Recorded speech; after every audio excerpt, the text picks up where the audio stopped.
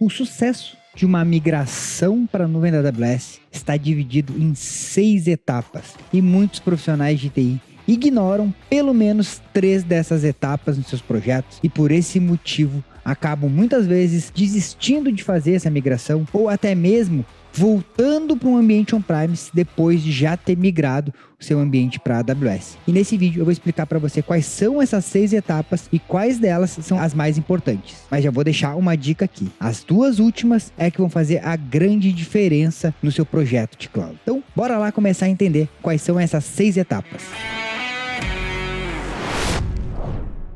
Meu nome é Leandro Porciúncula e aqui no nosso canal a gente ajuda profissionais de TI a se especializarem em Cloud AWS para terem acesso às melhores oportunidades desse nosso mercado de Cloud que vem crescendo cada vez mais, principalmente aqui no Brasil. E esse é o motivo pelo qual eu tô fazendo esse vídeo, porque às vezes eu vejo os profissionais que não dominam totalmente um ambiente da AWS, não dominam Cloud como um todo, e por isso muitas vezes eles acabam não tendo sucesso nos seus projetos de migração e implementação das suas aplicações em Cloud. Então agora eu vou trazer quais são essas 6 etapas que você tem que tomar dentro do seu projeto de Cloud, independente do tamanho do projeto, mesmo que seja um projeto pequenininho, você precisa se preocupar com isso. E aqui eu vou simular como se a gente fosse fazer um projeto de uma migração, um ambiente que seja um ambiente on-premise para um ambiente usando a Cloud da AWS.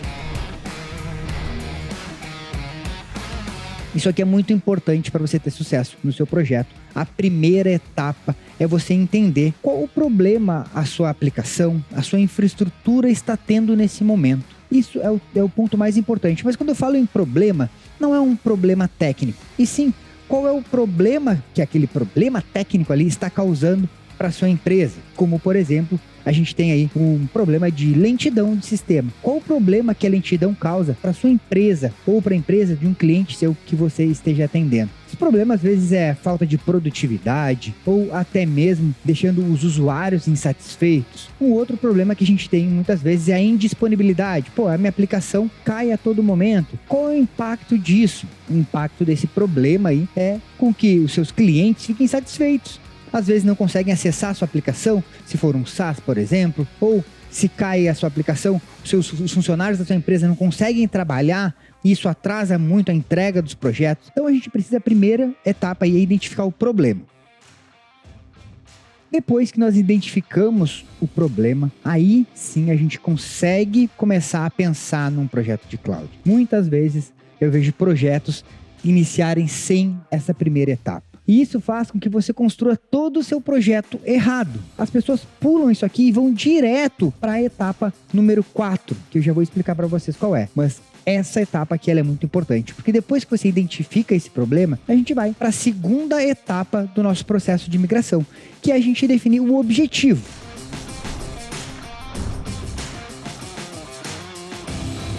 Definir o objetivo da nossa implementação, da nossa arquitetura. E aí, voltando num problema de lentidão, por exemplo, o nosso objetivo aqui vai ser a gente ter um alto desempenho. Se a gente pegar no problema de quedas da nossa aplicação, o nosso objetivo vai ser criar um ambiente com alta disponibilidade. Se o meu problema é que eu estou tendo um alto custo com a minha infraestrutura de TI atual, o meu objetivo vai ser criar uma arquitetura que me cause redução de custos dentro do ambiente da AWS. Então você precisa entender que esse problema ele é extremamente importante. E esse problema ele não é só um problema técnico. Ele é um problema que causa algum transtorno para dentro da empresa. Às vezes é prejuízo financeiro, às vezes é insatisfação dos funcionários. Depois que você tem isso aqui, aí você começa a traçar esse objetivo. Por quê?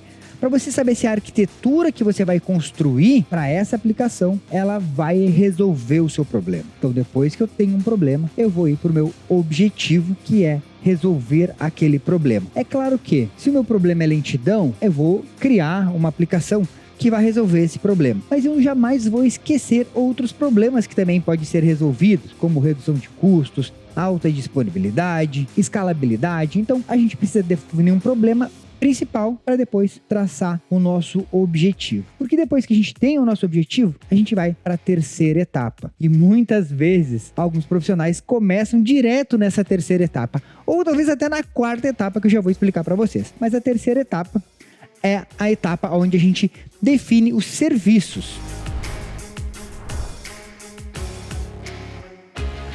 a gente vai definir quais serviços que nós vamos utilizar da nuvem da AWS para atingir esse objetivo e resolver o nosso problema. Então vamos lá.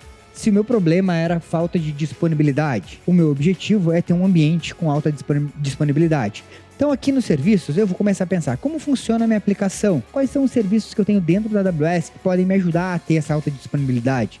Vou trabalhar com containers, utilizando um Fargate com escalabilidade automática, ou eu vou trabalhar isso com Elastic Beanstalk, ou de repente a gente vai conseguir trazer tudo isso para o ambiente serverless. Eu vou usar só serviços nativos de cloud, vou precisar usar um outro serviço para nos ajudar a criar esse ambiente. Então você só vai conseguir definir esses serviços quando você tiver um problema e um objetivo. E aqui então está um grande erro, porque muitas vezes as pessoas começam a fazer essa migração direto nesse ponto, criando um serviço. Eu vou migrar um servidor. Por exemplo, eu tenho lá uma VPS, uma máquina virtual, onde está o meu sistema hoje e esse VPS está lento. Às vezes as pessoas vão fazer essa migração como? Elas vão pegar esse VPS e vão olhar para a AWS e vão falar, eu vou usar o serviço de EC2, que é igual ao meu VPS, e vou subir dentro desse EC2 o meu ambiente. E aí está um grande erro, porque você não pensou no seu objetivo. Se o seu problema lá é falta de disponibilidade e você migrar esse VPS para dentro da AWS no mesmo formato, você vai continuar com o mesmo problema e não vai atingir os seus objetivos. Por quê? Você vai trocar um VPS de lugar, tirar do provedor que você tem e trazer para a AWS. Por isso a definição dos serviços é muito importante. Mas depois que você já achou um problema, definiu o seu objetivo, já definiu todo o escopo, todos os seus serviços, aí sim a gente vai para a quarta etapa, que é a etapa que normalmente as pessoas consideram a primeira, que é a implantação. A etapa da implantação, ela só vai começar depois que você já fez tudo isso. É claro que essa quarta etapa, ela é uma das etapas mais demoradas do nosso projeto. Então, eu defini um problema, eu tracei um objetivo para resolver esse problema, já escolhi os meus serviços, eu desenhei a arquitetura que eu quero implementar e agora sim, a partir daí, eu começo com a implementação. Eu começo a implantar todos esses serviços que eu criei aqui, usando uma arquitetura de cloud, usando os serviços de cloud para atingir os meus objetivos. E aí eu começo o meu processo de migração e implementação do meu ambiente dentro da nuvem da AWS, usando esses serviços. Porém, muitos profissionais de TI param por aqui. Se você olhar esse projeto, talvez ele já esteja concluído. Eu tenho um problema, o meu objetivo é serviço, eu fiz a implantação, tá tudo certo, tudo funcionando, mil maravilhas. Muita gente finaliza o projeto aqui, mas as duas próximas etapas são as etapas que vão realmente fazer a diferença no sucesso do seu projeto. Porque se você parar por aqui, pode ser que daqui a 6 meses, 1 ano, 2 anos, você vai ter um problema gigantesco. E se você cumprir as duas próximas etapas do jeito certo, é claro que a etapa 4 ela tem que ser feita do jeito certo, usar cloud do jeito certo nessa implantação, né? Mas se você, além dessas 4 aqui, fizer as duas etapas do jeito certo, essa é a diferença para você pegar as melhores oportunidades no mercado. Os profissionais que fazem isso aqui do jeito certo, eles estão conseguindo essas oportunidades. Então, a nossa quinta etapa aqui é a etapa de monitoramento. Eu vou começar a monitorar tudo que eu implementei até agora para entender se os meus serviços estão cumprindo os meus objetivos, que estão resolvendo meus problemas, e se a minha implantação foi feita do jeito certo, se realmente isso aqui já está adequado porque eu tenho, se a performance está ok, se a disponibilidade está ok, tudo isso eu só vou conseguir descobrir na etapa de monitoramento. Então eu preciso ficar monitorando esse ambiente sempre. Muitas pessoas acham que depois que eu implantei, acabou o meu projeto, vou embora. Mas não, você precisa ter uma sustentação desse ambiente. E a etapa 5 e a 6, elas vão ser etapas que elas vão estar sempre acontecendo. Não é uma etapa que você vai abandonar. A etapa de monitoramento, ela vai estar sempre acontecendo. Você precisa sempre estar monitorando esse ambiente todo para ver se esse ciclo está sempre acontecendo. Só que não é só monitorar, porque depois que você faz o monitoramento, a gente entra na sexta etapa, que no meu ponto de vista é a cereja do bolo, que vai fazer toda a diferença no seu projeto, que é a otimização.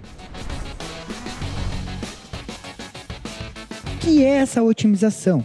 é você ver se realmente tudo que você implementou, tudo que você configurou está adequado com a necessidade da sua empresa, do seu cliente, para atingir o objetivo e resolver o problema. E nessa etapa de otimização, por que ela é a cereja do bolo? Por que ela é a etapa que realmente fecha aí com chave de ouro e resolve o problema de uma vez por todas? Porque aqui você vai otimizar o seu ambiente, reduzindo às vezes capacidade de alguns recursos, aumentando a capacidade de outros recursos, ajustando todas aquelas engrenagens, aqueles serviços para isso aqui cumprir. E além disso, nessa otimização, você consegue o mais importante de todo o projeto de sucesso, que é adequar o valor que você paga para a realidade do seu projeto. Então, você vai realmente fazer uma otimização de custos, tanto otimização de custos quanto otimização de infraestrutura, para deixar tudo redondinho e você não ter desperdício de recursos.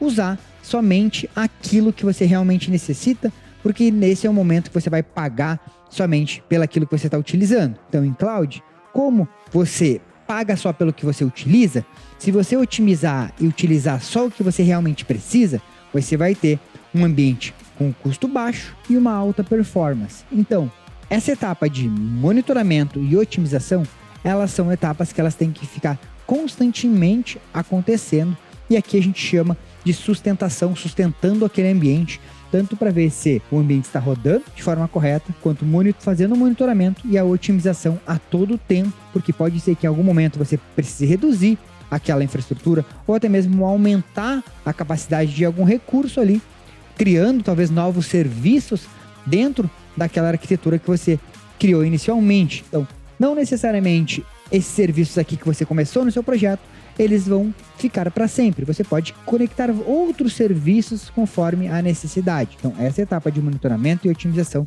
ela é extremamente importante. E essa implementação de projeto eu faço normalmente nos treinamentos gratuitos. Se você quiser aí participar, inclusive, vai ter um aí nas próximas semanas. Aqui na descrição do vídeo deve ter o link. Você pode clicar ali e se inscrever nesse treinamento gratuito, que você vai entender aí isso aqui na prática. A gente vai praticar desde a identificação de problema, objetivos, definir os serviços, implantação, monitoramento e otimização. E aí você vai ver o sucesso do seu projeto de cloud. E também, se você gostou desse vídeo aqui, não esquece de deixar um joinha. Já deixa aqui nos comentários também sugestões de novos conteúdos que você gostaria que eu trouxesse aqui a respeito de cloud, a respeito de AWS. Então deixa aqui nos comentários que vai ser um prazer criar esse conteúdo para você. E se por algum motivo você não está inscrito no nosso canal, se inscreve aí e a gente se vê então no próximo vídeo. Inclusive, vou deixar uma playlist aqui para você. Já vai assistindo essa playlist que vai dar mais clareza de todo esse conteúdo para você. Então é isso aí, a gente se vê então no próximo vídeo.